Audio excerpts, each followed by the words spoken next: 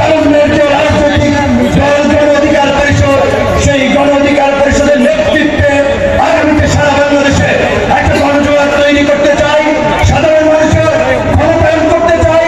এই পিছিয়ে পড়া রংপুরকে আমরা গণ অধিকার পরিষদে এগিয়ে নিতে চাই।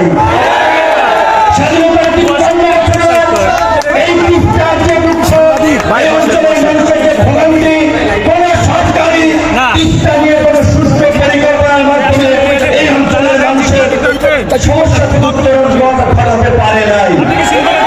একটা ভালো চিকিৎসা প্রতিষ্ঠান নেই, শিক্ষা প্রতিষ্ঠান রংপুর হয়েছে, একটা বিশ্ববিদ্যালয় নিয়ে পুরো রংপুর কাভার হয় না। এই পিছিয়ে পড়া রংপুরের ৪৭% মানুষ দরিদ্র, অথচ বাংলাদেশের মধ্যে কৃষিতে সবচেয়ে সম্ভাবনাময় জায়গা হচ্ছে এই রংপুর।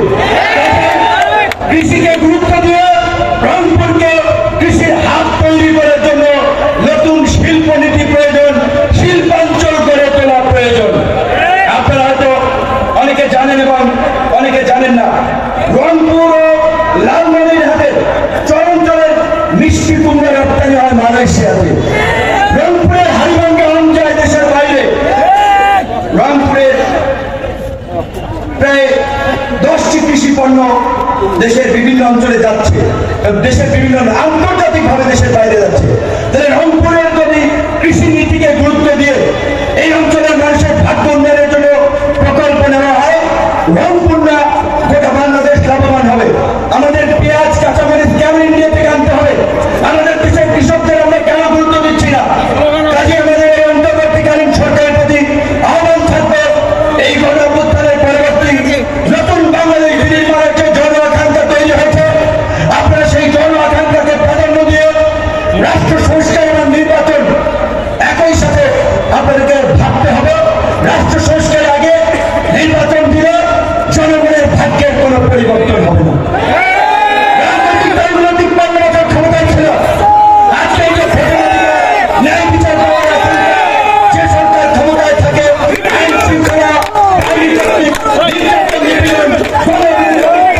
সব সরকারের আমলেই আমরা দেখেছি। কাজে আমরা চাই জনবান্ধব প্রশাসন, জনবান্ধব আইন শৃঙ্খলা বাহিনী এবং যারা ক্ষমতায় থাকবে তারা ক্ষমতাকে ভোগের বিষয়বস্তু মনে করবে না। জনসেবাকে প্রাধান্য দিয়েই তারা রাষ্ট্রনীতি ঠিক করবে এবং জনগণ ক্ষমতায় বসাবে, কারা জনপ্রতিনিধি হবে সেটা নির্ধারণ করবে। যেহেতু মার্কেটের এখন পড়ে যাবে, তাই আমার বক্তব্য সংক্ষিপ্ত করতে হচ্ছে। আমি শুধু সর্বশেষ কথাটুকু বলে বিদায় নিতে চাই। আমরা আজকে এই পথে আসার, এই রংপুরে আসার পথে আবু সাইদের বাড়িতে গিয়েছি।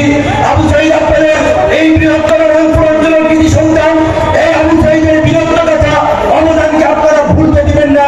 আবু সাইদের নামে যেন এখানে বিভিন্ন প্রতিষ্ঠান হয়, মানুষের বিশেষ করে তরুণদেরকে এই গণ অধিকার পরিষদের এই যে সামনে দেখতে পাচ্ছেন, রংপুর অঞ্চলের তরুণরা ছাত্র অধিকার, যুব অধিকার, গণ অধিকারে অসংখ্য রংপুর অঞ্চলের তরুণরা নেতৃত্ব দিচ্ছে।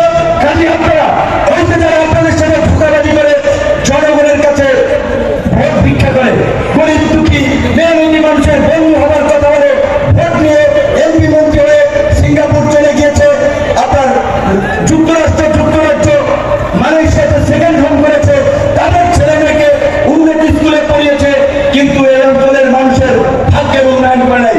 এই প্রতারক জনপ্রতিনিধিদের থেকে মুখ ফিরিয়ে নেবার আপনাদের সময় হয়েছে এবং এই আবু সাইদের আত্মত্যাগ এবং তারুণ্যের সংগ্রামের মধ্যে দিয়ে প্রমাণিত হয়েছে দেশের প্রশ্নে আপসীনভাবে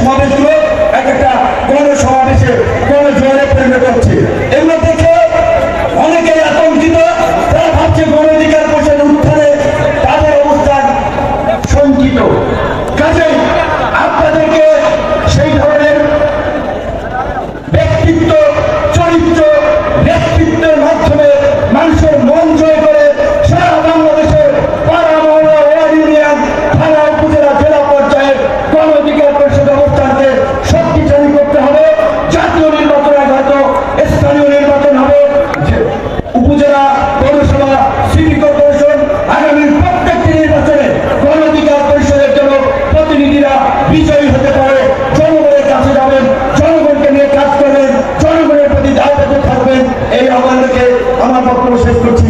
আমরা মসজিদের আমাদের উদ্দেশ্যে যাবো।